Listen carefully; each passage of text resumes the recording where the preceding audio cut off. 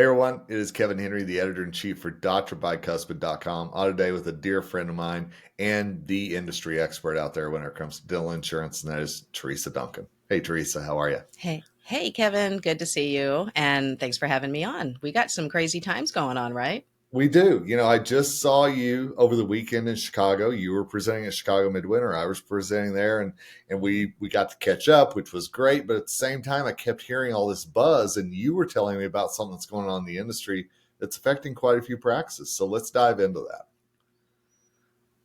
that. hmm So, Change Healthcare and their parent company, Optum, part of United Healthcare. So they're all kind of wrapped up, right? They've been acquired by that company. They have had a cybersecurity attack. They've had a breach, and it's still underway.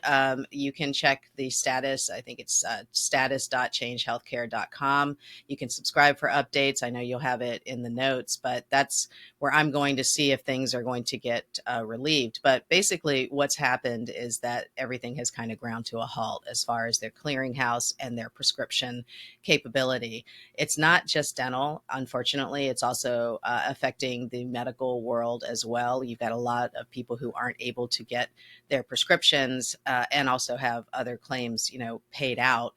My dad is a vet. Your dad is a vet. The VA system has been impacted by this. They're having trouble with their prescriptions as well.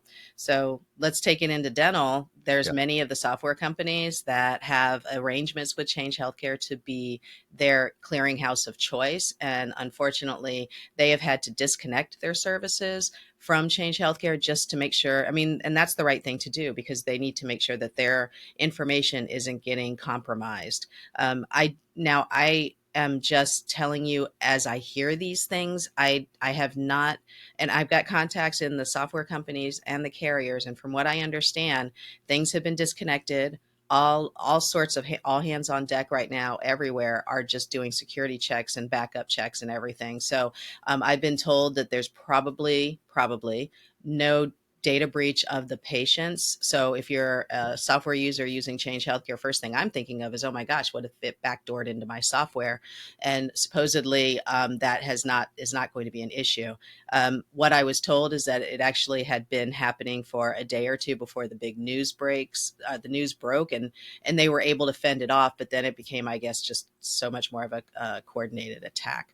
And from what I was reading in Forbes, that it's what they call a nation state attack. So probably from a foreign Yeah. entity, unfortunately. So our data is as safe as it can be until it's not. And the cyber criminals are just, that's what they do all day, is try to get around our Yeah. safeguards. And it looks like that's what's happened now.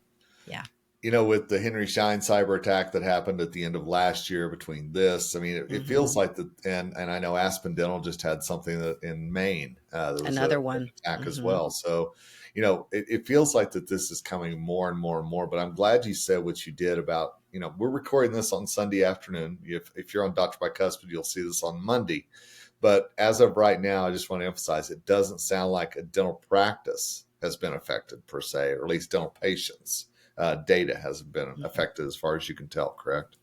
Well, but as a good manager, or as a good owner, I would want to double check. I'm sure the IT companies are all getting flooded right now. Yeah. I would call my IT company and just see if there's been attacks recently on your site. Now they'll tell you there's attacks all the time, and that's true. They're always fending them off, but they'll be able to see if there's any kind of weird data flowing out of your practice, which is what they would look for. So get in touch with your IT companies and make sure that you're protected in that manner. Now, we were in Chicago. We were at the Midwinter, which was a fantastic meeting, by the way. But my email and my pings on social media were blowing up, and so that's why when we both looked at each other like we got to do this. So I want to allay some fears that are out there, and Please. so let's be honest here. It is a very This is going to be a tough situation. The Shine breach went on for, I don't know what, 2 months, something like As that, well, yeah. right? So Yeah, this may not be a quick fix. I'm hoping that somebody's going to be able to snap their fingers, and it will be, but we're likely looking at a couple more days at least. So here's what I would do if I were if I were standing over your shoulder, looking over your shoulder, and telling you what to do. If you are using Change Healthcare and you're affected, you're already getting messages that your services are down and you're not able to, and that's because the software has cut you off. So what I want you to do is keep track of your claims, and you there unfortunately you're going to be looking at a revenue cycle impact. We'll talk about that towards the end.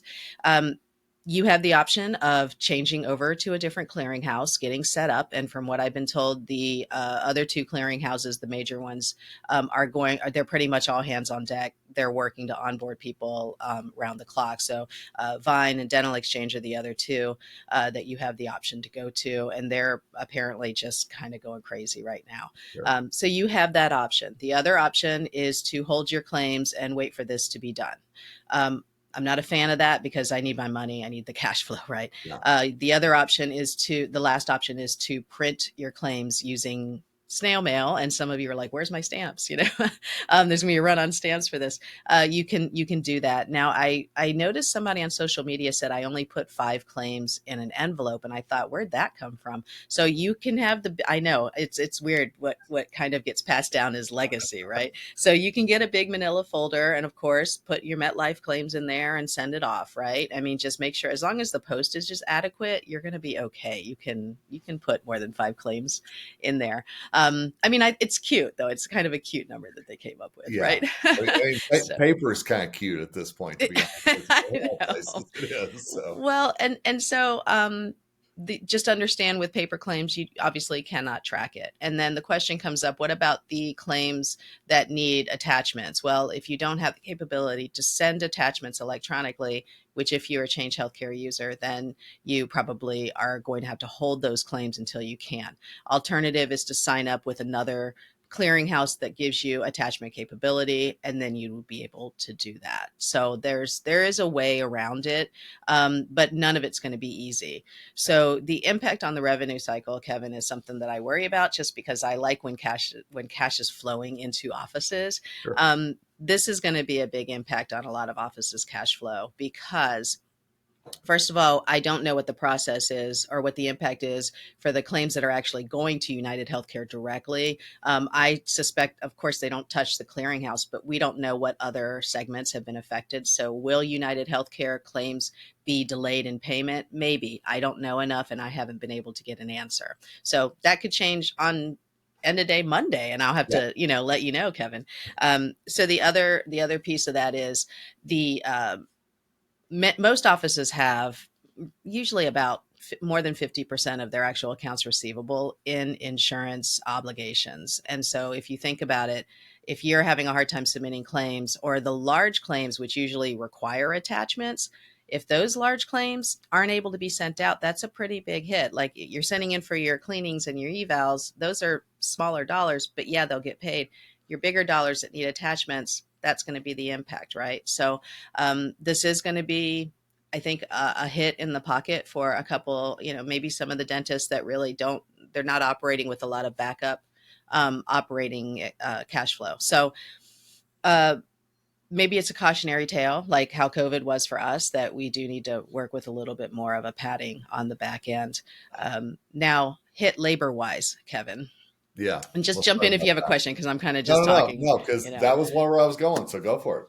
Yeah. So labor wise, my insurance coordinators, my fellow insurance coordinators, right now, yeah, it's kind of it's been a headache because you're going to have to track everything. You will have duplicate submissions. It will increase your over 60 days, which I don't love, but it will.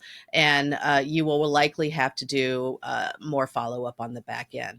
So, right now, we're looking at about, I think, 3 days last week, 3 business days of claims that were not able to be sent. So, I hope it doesn't go more than a week, but 3 days of claims isn't impossible. It's just not fun. Yeah. So I feel you. Just this is the time to start taking meticulous notes, keep notes for yourself, and don't let up. If something is lost in the weeds, go get it. You and I were talking about this a little bit. again, we're recording this on Sunday afternoon. I saw you yesterday. We were talking a Mhm. little bit about this, and I know you were getting ready to go in and teach a course at Chicago Midwinter. Was this Yes. a buzz at that Oh, course?